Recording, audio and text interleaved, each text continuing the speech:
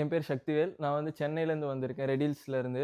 சின்னதுலேருந்தே சயின்ஸில interest இருந்துச்சு. Physics ரொம்ப பிடிக்கும். அப்புறமா எங்க அப்பா, அம்மாவுக்கு வந்து எங்க ஃபேமிலியில டாக்டர்ஸ் யாரும் இல்ல.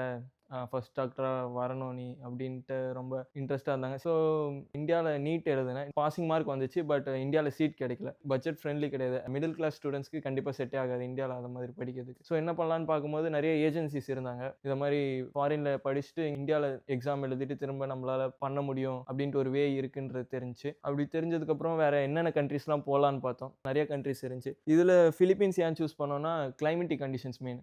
நீங்க மேப்ல பார்த்தாலே தெரியும். இந்தியா, பிலிப்பீன்ஸ் எல்லாமே ஒரே டெம்பரேட் ரீஜியன்ல இருக்கும். So the spectrum of diseases இந்த டெங்கு இதெல்லாம் இங்கேயும் அதிகமா கேஸஸ் இருக்கும். இந்தியாலயும் அதே மாரி அதிகமா கேஸஸ் இருக்கும். டாக்டர்ஸ்லாம் ரொம்ப ஃப்ரெண்ட்லியா இருக்காங்க.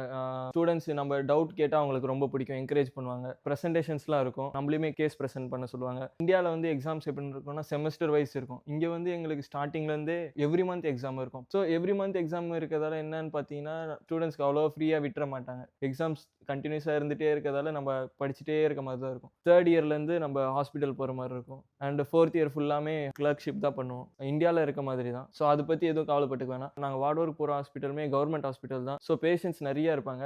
லேப்ஸ்லாம் இருக்கு. எங்களுக்கு ஃபர்ஸ்ட் இயர் பிசியாலஜி லேப்லாம் கூட்டிட்டு போயிருந்தாங்க. ஃப்ராக் கட் பண்ற டிசெக்ஷன்லாம் இருந்துச்சு. அப்புறம் கேடாவர்ஸும் இருக்கு. அனாட்டமிஸும் வச்சிருக்காங்க. அந்த மிஷின் மாதிரி இருக்கும். பாடி பார்ட்ஸ்லாம் அனாட்டமி சொல்லி தருவாங்க. சில விஷயம் டாக்டர் சொல்லி தருவாங்க. பட் அத தாண்டி நம்மளும் இன்ட்ரெஸ்ட் போட்டு நெறைய கத்துக்கிட்டு டாக்டர்ஸ் கிட்ட இது எனக்கு தெரியும் நான் பண்றேன் அப்டின்ட்டு சொல்றப்ப அவங்க நெறைய ஆப்பர்ச்சுனிட்டீஸ் குடுப்பாங்க. ஸோ ஸ்டூடண்ட் மேல தான் நெறைய ரெஸ்பான்சிபிலிட்டி இருக்கும். காலேஜ் டாக்டர்ஸ தவிர. ஸோ நீங்க ஒரு ரெஸ்பான்சிபிளா ஸ்டூடண்ட்டா என்னால முடியும் அப்டின்னு நெனைச்சீங்கன்னா வரதுல தப்பில்ல. ஃபுட் அக்காமடேஷன்லாம் எப்படி பார்த்தீங்கன்னா, இங்க டார்ம்ஸ் இருக்கு. காலேஜ் டார்மும் இருக்கு. இந்த ஏஜென்சி டார்மும் இருக்கு. பிளஸ் நாங்க குக் பண்ணியும் சாப்பிடுறோம்.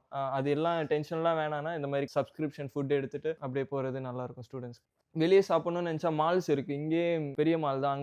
அங்கேயே ஃபுட்ஸ்லாம் இருக்கும். இந்த இந்தியன் ரெஸ்டாரண்ட்ஸும் இருக்கு. அங்க தோசாலாம் நல்லாருக்கும். அண்ட் பரோட்டா கூட இருக்கும்.